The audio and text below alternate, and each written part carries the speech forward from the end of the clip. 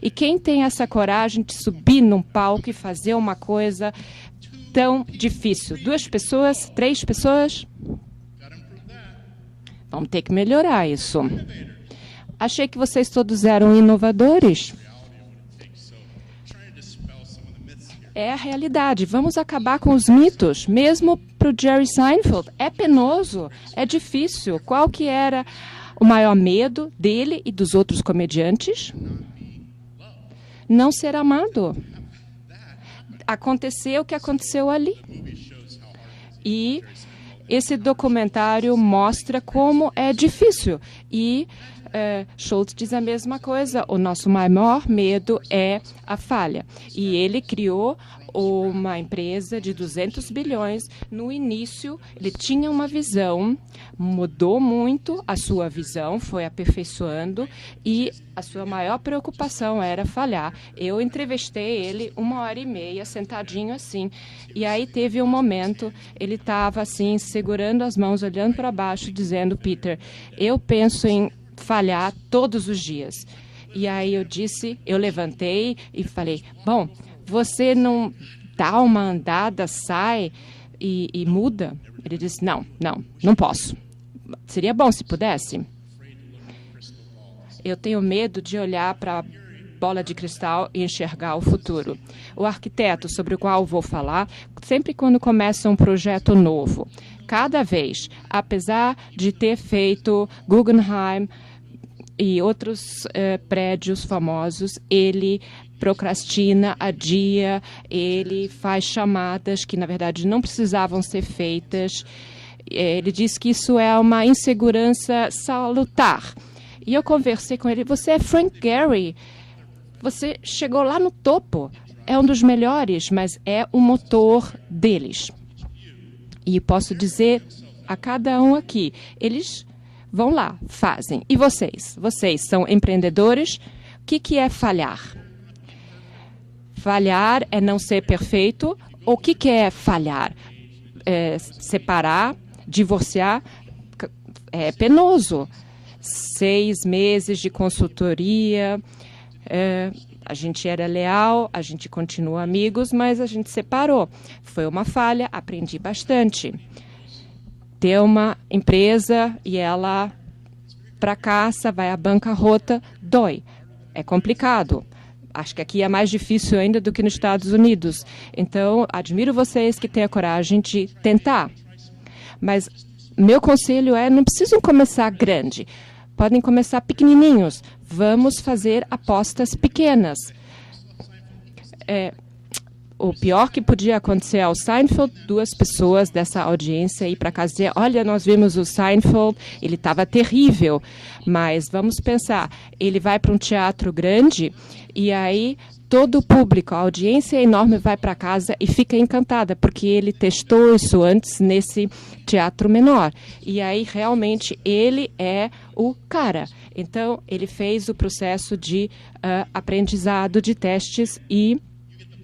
Então, entenderam. Temos que enfrentar, ir experimentando, errando, falhando. E vamos olhar agora para as estatísticas. É difícil achar estatísticas de falhas. Quantos erros foram cometidos?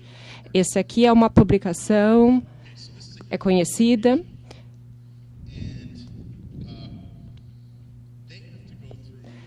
Tem que passar por 600 possíveis linhas para 18, então é uma taxa de sucesso de 3%. Os comediantes passam mais ou menos pela mesma nano-experimentação para chegar aquelas piadas, aquelas ideias que pegam, que funcionam, que fazem a plateia rir. É a taxa de sucesso. Qual é o ponto? A gente realmente tem que arriscar, tem que ir lá fazer, errar para chegar ao acerto. Mas o que é bacana nesse documentário, que eu mostrei um pedacinho, The Comedian, vai ficando mais fácil para Seinfeld. Nós vimos a parte mais penosa, mais dura, o início. Mas quem daqui começou algo novo, uma nova empresa, um novo negócio? Fantástico, mais ou menos 30% daqui. Quantos tiveram uma inspiração? Quem quis ser ou quer ser ainda um empreendedor, escrever um livro ou fazer uma outra coisa legal? 70%, 80%? Legal, bacana. É por isso que está todo mundo aqui.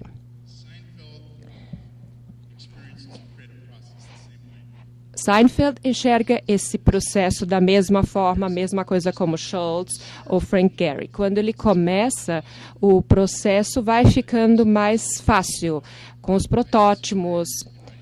Eu passei agora pela experiência de escrever um livro. No início é difícil, vai ficando mais fácil, a gente vai ganhando confiança. Vamos ver a estatística, quanta imperfeição é necessária para chegar a algo realmente legal. Na Pixar, eles têm processos de 5 anos. Começa de bem ruim, terrível, e vai para não tão terrível. Então, vamos voltar para o que realmente está péssimo. Processo de 5 anos. O esboço da ideia, no início, mostram primeiro para os colegas. Vocês anotam ideias, mostram para os colegas para ouvir a opinião. Essa é uma aposta que a gente pode fazer. Foi assim que eu comecei a escrever o livro, mostrei para os amigos. O que vocês acham? Tá bom? Não tá bom?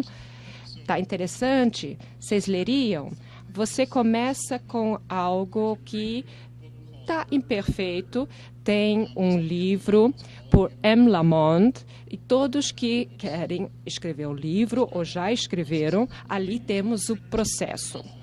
E a observação importante dela é: vocês têm que começar com o primeiro esboço ruim e ir aperfeiçoando. Então, é algo que está ruim no início, mas você vai corrigindo, e quando eles começam na Pixar com uma ideia nova, eles mostram para os colegas, eles dizem, bom, não está bom, mas por que uma empresa está disposta a passar por essa fase do horrível?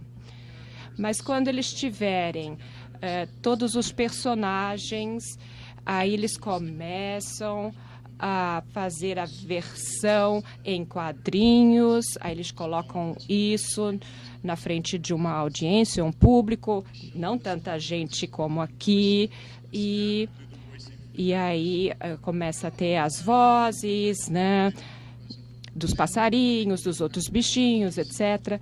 E o que eles fazem? Depois eles fazem mais um projeto, um esboço, a grosso modo, com vários comentários, o diretor vai editando e aí eles vão melhorando essa ideia. Então, é o início bem enxuto. Então, o processo básico é igual. Temos que ter um processo que não é tão caro assim para ir melhorando. Mas a gente não aprende a pensar assim. É o design thinking da escola de Stanford. As pessoas vão lá para aprender a pensar dessa forma, a aprender dessa forma. Meu livro, Pequenas Apostas, trata disso. É aplicar esse raciocínio no mundo do empreendedorismo. Faz sentido, é ir experimentando, é iterativo. Pequenos passos. E Pixar faz exatamente isso. É passar do terrível para o que não é tão terrível assim. Frank Gehry, como que ele começa um projeto novo? O arquiteto. Esse aqui é um projeto pronto. Quem que já esteve ali na Disney? Poucos. É fantástico, é incrível. Tem gente que não gosta tanto, porque emite muito calor e está bem quente quando a gente fica pertinho. Irradia calor, mas é uma ideia que nasceu de dentro para fora. Gehry descreve assim, o que ele quer dizer com isso? Esse edifício não se transformou naquilo que o Gehry pensava no início. Esse era o projeto inicial para era o que a família Disney tinha em mente e o que ele pensou. Vem a mudança de desenho, de projeto, as mudanças, as alterações que foram acontecendo. Como que ele passou disso para aquele edifício brilhante que parece um navio navegando? Bom, ele, na verdade, sabia o que a família Disney queria. Eles queriam que as pessoas fossem para essa casa e tivessem uma performance incrível, maravilhosa, uma experiência. Queriam entrar no mundo mágico. Então, essa a missão era a aspiração. E aí, Gary e a sua equipe dividiram essa missão em pequenas fases. Eles diminuíram isso. O Smallify é um termo criado por Andrew Software. Várias etapas pequenas. Então, está aqui o palco. Será que ele tem que ficar aqui ou será que ele deve ficar mais no meio? Ter, então, um teatro de arena com o público em volta. Como é que deveriam ser as cadeiras? Como é que deveria ser o teto? E como é que deveria ser o reflexo do som, da luz. E o objetivo também era que todos na orquestra pudessem se ouvir, mesmo um lá do canto pudesse ouvir o do outro, para a orquestra estar toda interconectada, se ouvindo, e assim o som emitido para o público, para a audiência, deveria ser o melhor, a melhor acústica do mundo, devido desses problemas todos resolvidos do teto, das paredes, das cadeiras. E quando a audiência ouvia a orquestra, eles devolviam essa sensação de magia. E isso é o mundo da magia do artístico. E aí até a orquestra começa a tocar melhor e a experiência melhora para todo mundo. E isso significa que esse edifício foi concebido de dentro para fora. No início ele não sabia que ia ser assim, mas é assim que funciona. Aqui também temos um documentário sobre Frank Gehry que mostra mais ou menos isso. Esse aqui é um problema que, na verdade, faz com que as organizações, as equipes deixam de trabalhar de forma criativa. É o fenômeno chamado hipo.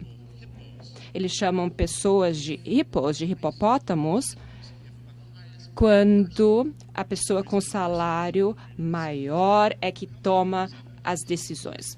Para quem que isso se aplica? É o chefe, é o presidente, o CEO? Quem é que decide onde isso acontece? Na sua empresa, na sua instituição. Sejam honestos. Está sentado do teu lado e por isso você não pode contar?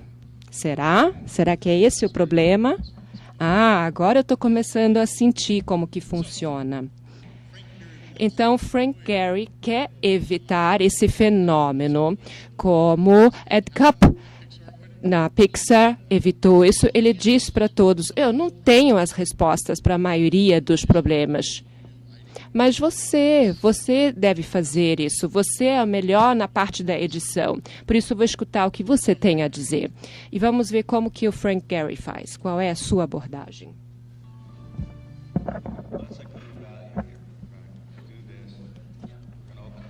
Nós vamos fazer aqui, vamos abrir isso, vamos ter que fazer assim, assim. Só que é confuso aqui, é o que a gente consegue ver aqui. Talvez é porque ainda tem uma situação aqui incerta. Parece uma ponte, não parece? Um pouquinho. Bom, se a gente fizer isso, a gente pode quase fazer isso daqui e caminhar por baixo para até o lago. Isso seria o ideal. Mas se fizermos isso, vai nos levar para o outro lado, que eu estava preocupado. Eu também estava. Não. Você não devia se preocupar com o mesmo que eu me preocupo. Edward, ele contrapõe mais do que meu outro designer. Para mim isso é ótimo, porque faz a coisa mais interessante. Ele já está comigo há 15 anos. Nos primeiros 5 anos que ele estava aqui, ele não falava. Eu não conseguia tirar uma palavra da boca dele. Ele só sentado, olhava, observava. E agora, 15 anos depois, eu não consigo fazê-lo parar de falar. Eu não acho que eu poderia fazer os prédios sozinhos. sozinho anymore. Eu já me acostumei tanto à minha equipe, com quem eu interajo. Ele se cerca de pessoas boas. O que ele gosta de fazer, ele tem uma ideia vaga, uma coisa bem solta, alguma coisa tipo assim, uma coisa talvez tipo assim, mas do tipo, que eu estou pensando um pouco mais parecido com isso, um tipo de coisa assim, é isso que eu quero, tá entendendo? Aí as pessoas ao seu lado dizem, tá, acho que eu entendi, aí eles começam a trabalhar juntos. Não era bem exatamente assim, eu acho que devia ser um pouco mais curvado para cá, era mais assim, e aí eles... Olha, eu quero que vocês consigam fazer uma coisa mais assim. Se vocês verem uma escada como essa, ela acaba... faz isso. Então, a comunicação é quase não verbal. Eles trabalham nisso em conjunto.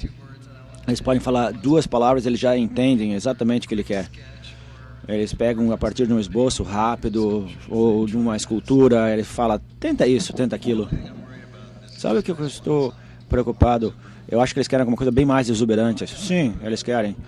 Eu acho que seria melhor usar aquela cor média de titânio. Tá vendo aquele titânio vermelho? Mas tu não acha que vai ficar muito vermelho? No outro dia nós estávamos fazendo nossos escritórios, aí ele me mandou um fax para onde eu estava. Ele disse, o que você se importa se a gente virar o plano? Isso é típico dele. Eu faria isso, eu mesmo, se ele não estivesse lá, mas ele está lá, ótimo. Eu acho isso uma coisa oportunista. É como uma criança, a maneira como ele coloca o modelo me faz ver as coisas. Eles veem, eles compreendem a parte deles. Então isso engendra um grande senso de equipe.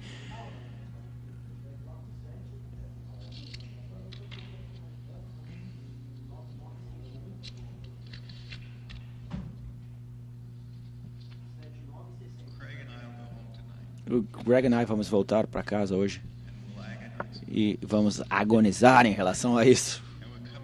E aí a gente vai voltar, vamos sonhar. E aí amanhã a gente vai dizer... A gente chega geralmente na mesma conclusão, geralmente quando é errado, certo? E aí o que faz isso errado o que está errado, é que é muito fácil.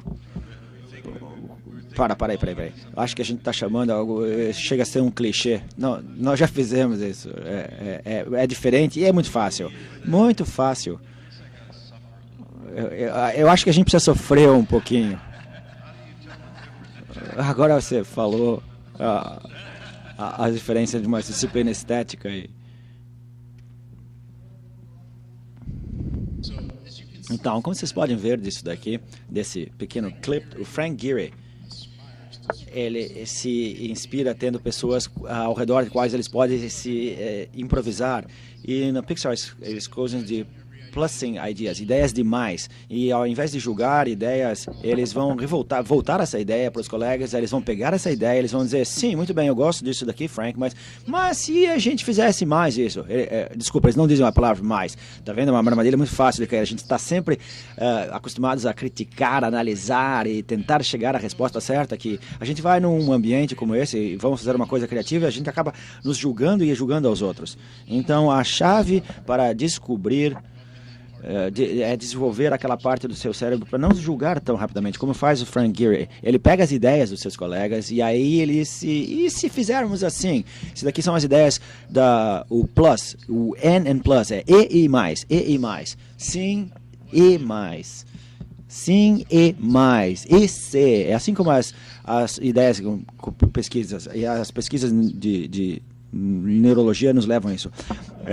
Bom ambiente, sem julgamento, e aí uma outra parte do seu cérebro começa a se abrir.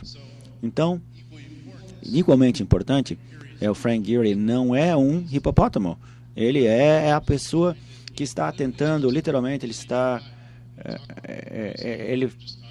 parece que você está falando com o seu avô, ele é uma pessoa doce. Ele diz que ele é facilmente não ofendido. Ele é facilmente não ofensível. Não é que ele se ofende facilmente, mas se há um criticismo externo, eu percebi que ele se ofende, não de mim, mas de outras pessoas, como o Memorial de Eisenhower no Washington D.C., mas quando ele está com a sua equipe, ele é facilmente não ofendido. Eles se provocam, eles se improvisam, eles jogam, eles brincam, eles vão do modelo 1, do modelo 3, e as ideias continuam se desenvolvendo. Eles fazem bastante análises nos modelos para garantir que eles estão dentro do orçamento, dentro das limitações do projeto. Colaboração. Então vocês já são naturalmente colaboradores, eu imagino. O que me motiva, pelo qual, coisa que eu sou apaixonado, é, eu acho que Frank Gehry e o Ed e Jerry Seinfeld e Anne Lamont são tudo, e eles estão fazendo o que muitos de vocês estão fazendo nas suas próprias vidas por vocês próprios. Estão desafiando o status quo da sua própria maneira, vocês estão criando suas próprias maneiras. Você tem um lado artístico, você tem um lado criativo, você tem um lado empreendedor que está pedindo para se expressar. E isso é realmente difícil. É fácil para o Frank Gehry, é difícil para o Harold Schultz, é difícil para o Seinfeld. Então, eu sou o fundador de uma empresa que é uma corporação socialmente, e a gente deu o nome de Black Sheep, de ovelha negra. Ovelha negra é um termo que eu roubei da Pixar, e eles sabem. Brad Bird, que é o diretor, fez o filme Os Incríveis, sabem esse filme? Legal. Ele veio ao Pixar, depois que o Pixar já tinha feito 3 filmes de bastante sucesso. Ele foi entrevistado, se entrevistou com o Steve Jobs, John Lasseter e Ed Catmull. Não parece que ter um monte de estresse numa situação dessas, mas a entrevista foi assim, mais ou menos. Catmull, Jobs e Lasseter tinha a mesma mensagem para Brad Bird. Vocês já teve bastante sucesso como diretor, você tem uma paixão por animação digital. Nós queremos que você venha à Pixar como um diretor do mundo de fora, e nós queremos que você nos desafie. Nós queremos que você nos desafie porque nosso grande e maior medo é de complacência. Foi uma longa, grande entrevista que foi feita pelo professores do Stanford, no que o Brad Bird descreve esse processo que ele passou com a entrevista na Pixar. Disseram, entra, nos desafie. Essa foi a mensagem. Aí Brad Bird pensou, nossa, isso aí é surpresa, porque ele é um renegado total. Aí ele vai para o Pixar com a ideia do filme O Incredibles. E aí eles disseram que as ideias dele eram muito complicadas, que seriam muito caros e tecnicamente impossíveis de se fazer. E Brad Bird falou, então esquece, me dá a ovelha negra. Eu quero o artista que esteja frustrado, aqueles que tem outras maneiras de fazer as coisas. Sabe, tipo, talvez você, possivelmente você, muitos de vocês, nos dê uma ovelha negra. E tá aí a Pixar. Pixar, a empresa mais criativa que eu conheço. O ovelha negra da Pixar deve ser um cara bom. Eu admiro isso. E aí um grupo da gente, uns goofballs, frustrados com o estado da indústria de publicações, escrevendo, promovendo, fazendo pesquisa por 2 anos, fazendo tudo sozinho. E os publishers, talvez eles botem nosso livro nas livrarias ou talvez não. Essa é a realidade. Então a gente estava muito bravo, a gente estava na Califórnia e pensou, vamos fazer alguma coisa em relação a isso. E aí a gente começou a fazer esses chapéus aqui, esses bonés, chapéus de ovelha negra, em homenagem à Pixar. E a gente começou a brincar, fomos à Pixar para fazer improvisações, performances de improvisações lá. E começamos a ir esse café no outro lado da rua de Pixar. The Canfield é o café. É um dos membros. Green Deck, alguém conhece? Muito bem. Ovelha negra. O que significa ser uma ovelha negra? Um desejo incansável de tentar novas abordagens, inventar, de seguir o caminho menos perseguido, menos caminhado, de ser original e resolver problemas intratáveis. E eu acho, e óbvio, desafiar o status quo, isso não precisa nem dizer, mas eu acredito que a única maneira que nós iremos solver problemas nesta geração é fazendo as coisas de maneira diferente da maneira como fizeram os nossos pais. Sem nenhuma ofensa aos nossos pais, aos seus pais, mas pensem na geração dos seus pais. Vamos fazer as coisas de uma maneira diferente. E o meu sentimento e a minha crença muito forte é que as pessoas sentadas lá em Brasília são as pessoas erradas para resolver os problemas. Para as pessoas que estão com fome aqui, ou para as pessoas que têm problemas de visão, ok? Vocês são as pessoas que vão resolver esses problemas.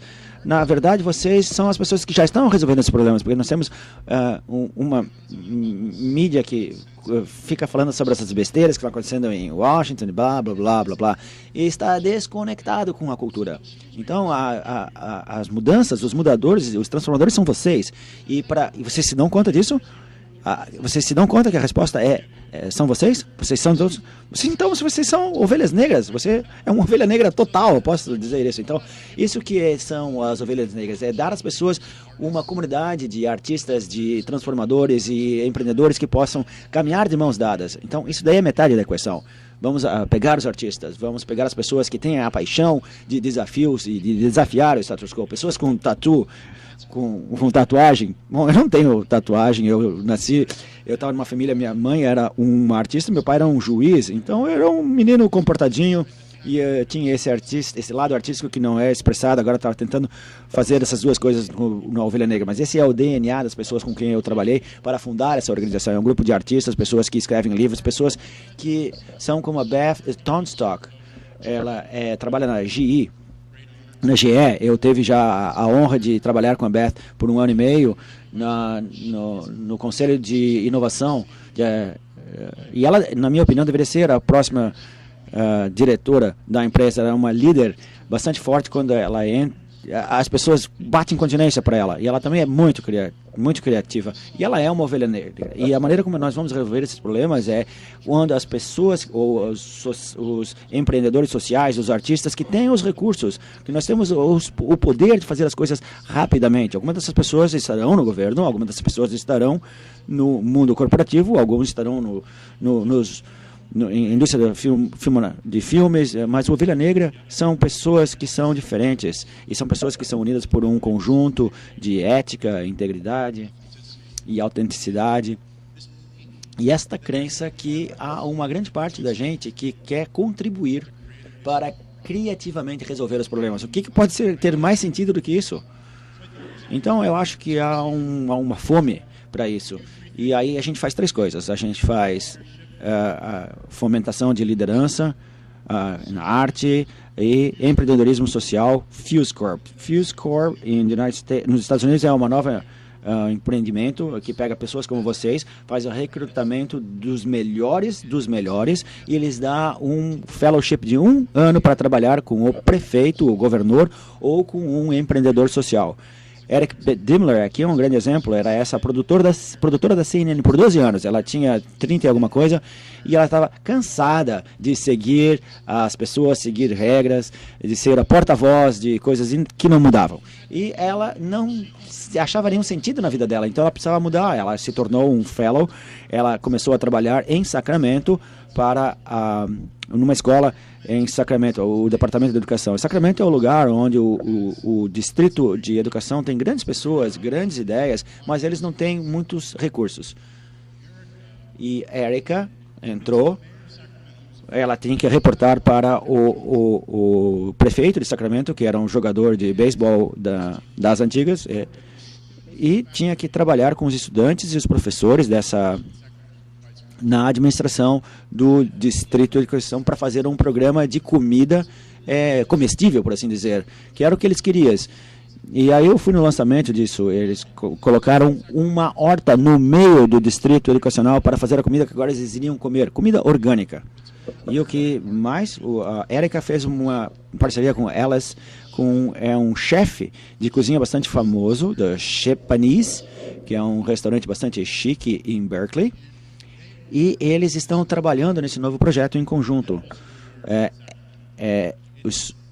O Horta Comestível das Escolas. Então, é um programa que cresce das bases para cima e traz a simpatia das pessoas. e bota junto, pedaço por pedaço, horta por horta, constrói uma horta, um menu, bota tudo junto. Isso é muito legal para ver uma ação. Há alguns anos eu trabalhei com um grupo para que isso funcionasse também, então é bastante satisfatório ver que essas pequenas apostas em prática. E a Érica é uma ovelha negra. E na Casa Branca, a Casa Branca, há 2 semanas, usando aqui meu chapéu de ovelha negra, mas eu tirei, óbvio, quando eu entrei lá, mas bastante orgulhoso. O escritório de inovação social pensou ou disse que o que nós estamos fazendo é parte do futuro de como as mudanças sociais vão acontecer, porque as coisas estão acontecendo das bases, mesmo em Washington. É a mesma tendência que está acontecendo, que eu estou vendo em todo o mundo. Esse departamento está sendo patrocinado pelo governo para infundir esse tipo de pensamento. Então eu vos digo, pensem, ser parte de uma comunidade de transformadores que querem canalizar as suas energias para o empreendedorismo social e para qualquer tipo de empreendedorismo, como já foi mencionado antes, usando tecnologia para ajudar os artistas a ajudar as suas criatividades através das mídias sociais. Vai fazer dinheiro no YouTube agora. É uma exceção, mas a gente também pode fazer... a gente quer usar os lucros aqui para voltar aqui para o nosso programa de liderança. Então, a gente tem uma página no Facebook para o Black Sheep e esse daqui é a nossa equipe. Esse daqui é o nosso advogado. O Bob, ele começou a rir, e ele ri, ele gosta porque ele também quer fazer uma mudança no mundo. Todo mundo tem parte nessa ovelha negra, todo mundo quer ser parte de mudanças. Então, aqui estamos, uns californianos malucos se divertindo. Nós temos um escritório em São Francisco, conectado praticamente com Stanford. Nós temos esses personagens aqui na entrada do nosso escritório em São Francisco, porque as pessoas, quando veem esses personagens de Pixar, eles se tornam crianças de novo, eles relaxam e começam a ser criativos. Então eles são parte, são 2 pessoas também da nossa equipe. Esse daqui são várias ovelhas negras. A gente foi jantar juntos com alguns executivos da Genenta, e eles querem trabalhar conosco para como pensar ou resolver os problemas que são totalmente diferentes hoje em dia, que eram no prospectus de como que eles fazem ensaios clínicos de medicamentos. Então o mundo está se mudando tão rapidamente que a gente precisa nos adaptar. Então esse daqui é Jerry em New York para fechar. Então, e aí a gente volta aqui de novo. E eu espero que para vocês, por que vocês estão aqui, por que vocês estão fazendo o que estão fazendo, quais são os valores importantes. Aqui é a minha família, eu cresci numa família, eu nunca imaginei que estaria aqui nesse palco fazendo Social Good Brasil, mas isso é surpreendente. A educação fez possível para... Aqui meu pai está sentado aqui, de costas, meus primos e o meu tio, aliás, tio Joe, é um motorista de caminhão. Ele transportava madeira toda a sua vida. Tem 62 anos. É um dos caras que eu mais admiro na minha vida. Assim como meus primos, o meu pai, todas essas pessoas. E o meu tio acorda às 2 da manhã todo dia para dirigir o seu caminhão. Nas 2 da manhã. Vocês acordam às 2 da manhã? Ele chega às 6 em casa, está dilapidado. Mas eu acredito que todos temos um tio Joe. Nós sempre temos pessoas que precisam de nós para nos dizer o que é interessante, o que nós precisamos. E por isso que Black Sheep foi interessante para mim, a ovelha negra. Então, por isso que eu digo, vocês estão aqui por uma razão. Pense sobre isso e faça alguma coisa. Eu ia lhes mostrar mais um clipe aqui, mas a gente não tem tempo. Mas tudo começa com uma pequena aposta. Começa pequena. Você precisa só fazer alguma coisa. Quantos de vocês me prometem que irão fazer uma pequena coisa? Alguma coisa que não seja onerosa, alguma coisa que seja possível fazer. Quantos que vão fazer essa promessa para mim? Maravilhoso, muito obrigado por terem me ouvido. E eu aposto que tem muitas ovelhas negras aqui. E eu espero que tenha bastante ovelhas negras aqui, porque olha, a gente adoraria ter uma base aqui em Florianópolis. Então, muito obrigado. E esse daqui é o Black Sheep no Facebook. Muito obrigado e boa sorte para todos. Vamos fazer isso juntos.